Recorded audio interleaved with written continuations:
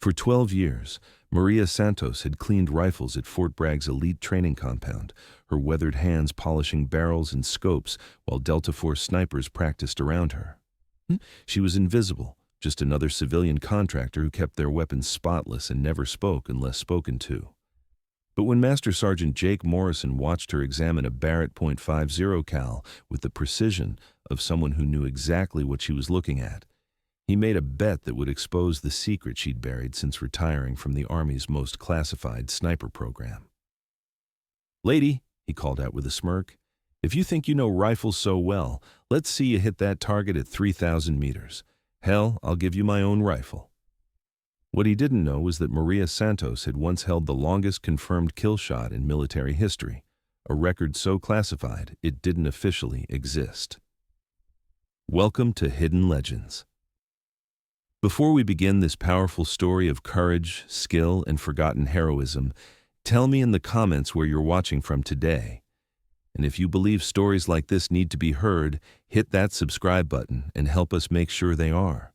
Fort Bragg's Delta Force training compound buzzed with activity at 0600 hours every morning. Elite soldiers moved through their routines with practiced precision, while civilian contractors provided support services that kept the machine running smoothly. Among them was Maria Santos, a 52-year-old woman who had maintained the unit's sniper rifles for 12 years. Maria arrived each morning before dawn, unlocking the armory with keys that had worn smooth from years of use. Her routine never varied: inspect each weapon, clean every component to microscopic perfection, and ensure each rifle was zeroed and ready for training. She worked alone, preferring the silence of the early hours when the compound was still and her thoughts could drift. The Delta Force snipers barely noticed her. To them, she was part of the infrastructure, as essential and invisible as the ventilation system or the fluorescent lights. They trusted her completely with their weapons, knowing that Maria Santos had never once failed to deliver a perfectly maintained rifle. But they never wondered why her work was so flawless, or why she handled their weapons with the reverence of someone who understood their true capability. Maria had cultivated this invisibility deliberately. At 5 feet 4 inches with graying hair, always pulled back in a simple ponytail, wearing identical blue coveralls every day, she blended into the background like wallpaper. She spoke only when necessary, kept her head down, and never offered opinions about tactics, equipment, or training. The Delta Force operators respected her work, but saw her as nothing more than a skilled civilian contractor. Master Sergeant Jake Morrison was different from the others. A 15-year veteran of special operations with confirmed kills across 3 continents, Morrison had an eye for detail that had kept him alive in places where attention to minutia meant the difference between mission success and body bags. He noticed things others missed, patterns others ignored. On this particular Tuesday morning, Morrison was preparing for a long-range training exercise when he noticed Maria's inspection of his custom Barrett .50 caliber rifle. But this wasn't her usual maintenance routine. She was examining the weapon with the intensity of someone reading a familiar book, checking the bore alignment with professional expertise, testing the trigger pull with the sensitive touch of someone who understood precision, and adjusting the scope mounts with the confidence of someone who had done this thousands of times under pressure. "Interesting technique," Morrison said, approaching quietly. Maria's hands stilled for just a moment before continuing their work. "Just ensuring everything's properly aligned, Sergeant." But Morrison had caught something in that brief hesitation, a flash of recognition, a moment where the mask had slipped. He studied her weathered hands, noting calluses in specific places that spoke of years gripping rifle stocks and operating bolt actions. Her eyes, when she finally looked up, held a calculating intelligence that suggested far more than civilian maintenance work. "You handle that like you know what it can do," Morrison observed. "I know it needs to be perfect for your training," Maria replied carefully. Morrison nodded slowly, but his instincts were humming. Something about Maria Santos didn't add up, and Jake Morrison had learned to trust his instincts. The morning training session proceeded normally. Delta Force snipers worked through various scenarios while Maria completed her maintenance duties and prepared to leave for the day. She was loading her tools into her cart when Morrison appeared beside her. Santos," he said, his voice carrying the authority of someone accustomed to being obeyed. "I've been thinking about this morning. You seemed pretty familiar with that, Barrett." Maria kept packing her tools. "I've been maintaining them for 12 years, Sergeant. I should know them by now." "That's not what I mean." Morrison leaned against her cart, studying her face.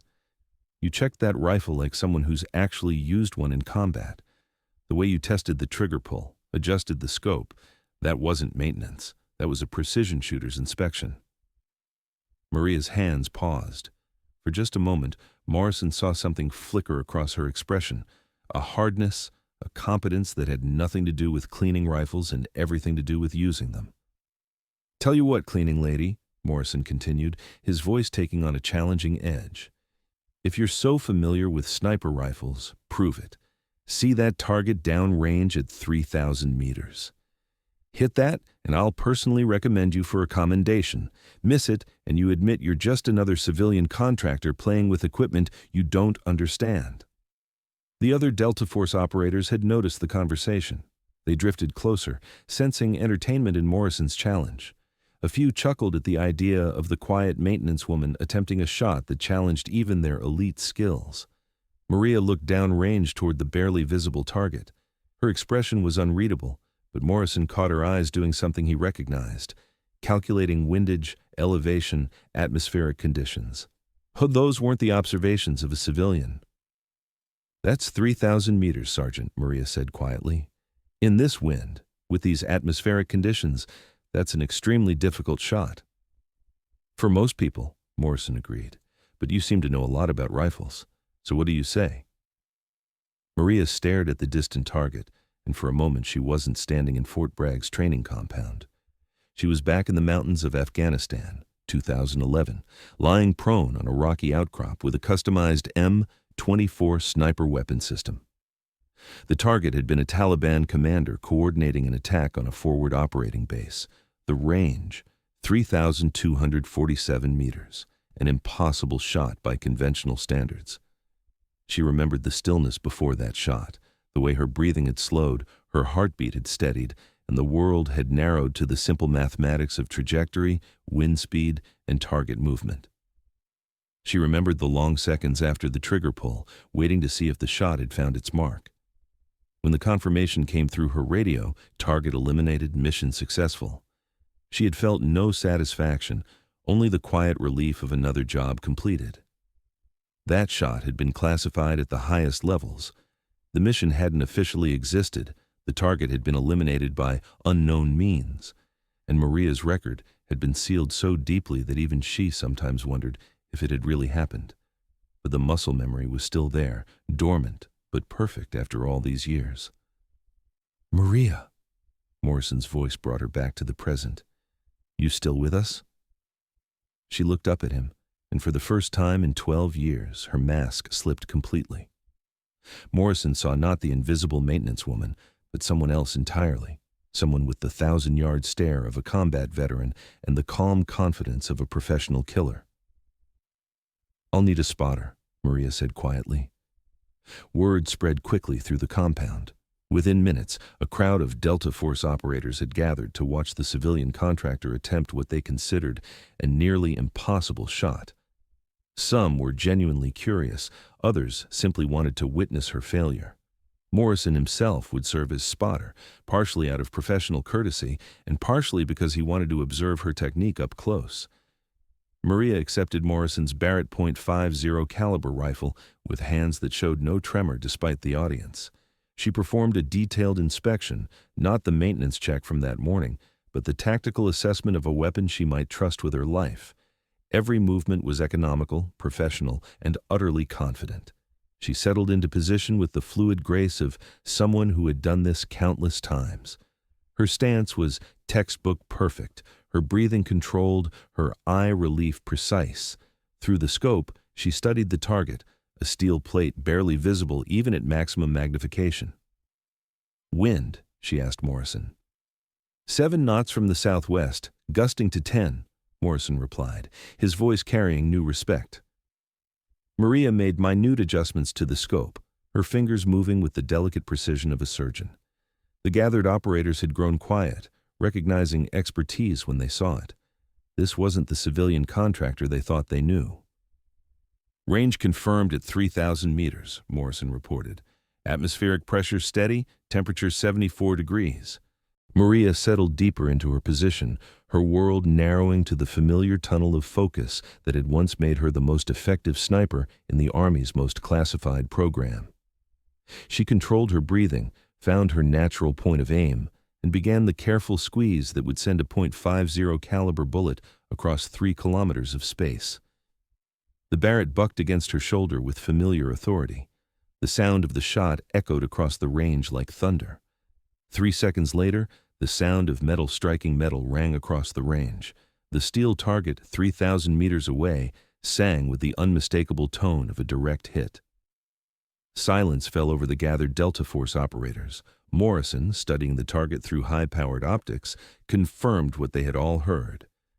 Dead center hit, perfect shot. Maria rose from her position with the same fluid grace she'd shown while shooting. She safed the weapon and handed it back to Morrison, her expression as calm as if she'd just completed routine maintenance rather than an impossible shot. "How?" Morrison asked simply. Maria met his eyes directly for the first time in 12 years. "Staff Sergeant Maria Santos, retired. Army Special Operations Classified Sniper Program.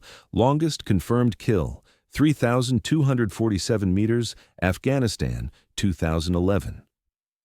The revelation hit the gathered soldiers like a physical blow. They had worked alongside this woman for years, trusting her with their weapons while never suspecting that she was quite possibly the most skilled sniper any of them had ever met. "Why?" Morrison asked, his voice carrying genuine confusion. "Why hide this? You could have been an instructor, a consultant. Instead, you've been cleaning our rifles for 12 years? Maria's smile was sad but genuine. "Because I came here to serve in peace, Sergeant. I spent 8 years in places where shooting was about survival and elimination. Here, I could help without having to kill. That Barrett you just handed me? I've maintained it perfectly for 5 years. But this is the first time I've fired a weapon since my discharge." Morrison stared at her, understanding flooding his expression. "You've been taking care of our weapons because you understand what they mean, not just as tools, but as responsibility." "Every rifle I maintain might save one of your lives," Maria replied. "That seemed like a better way to serve than adding to the list of people I've killed." The gathered operators were silent, processing the revelation that their invisible maintenance contractor was a legend they had never suspected existed. "Maria," Morrison said finally, "would you consider training our new recruits? Not as a contractor, but as an instructor?" Maria looked out toward the distant target, still ringing faintly in the wind. After 12 years of hiding, her secret was exposed, but perhaps that wasn't necessarily a bad thing. "I'll think about it, Sergeant," she said quietly. "But first, I have rifles to clean." As she walked back toward the armory, the Delta Force operators parted respectfully. The invisible woman had become visible, but her dedication to service, in whatever form it took, remained unchanged. Some legends hide in plain sight, serving quietly until the moment demands they reveal who they truly are. Maria Santos had spent 12 years proving that the greatest warriors sometimes fight their most important battles not with weapons, but with the simple commitment to serve others in whatever way they can. So now I ask you, have you ever met someone like Maria? Someone who seemed ordinary but carried extraordinary skills? Someone who chose to serve quietly rather than seek recognition? Share their story in the comments, because at Hidden Legends, we believe the greatest heroes are often the ones who never ask to be seen. If this story moved you, subscribe and help us honor the quiet guardians who walk among us. We'll see you in the next one. And until then, remember that sometimes the most dangerous person in the room is the one nobody notices.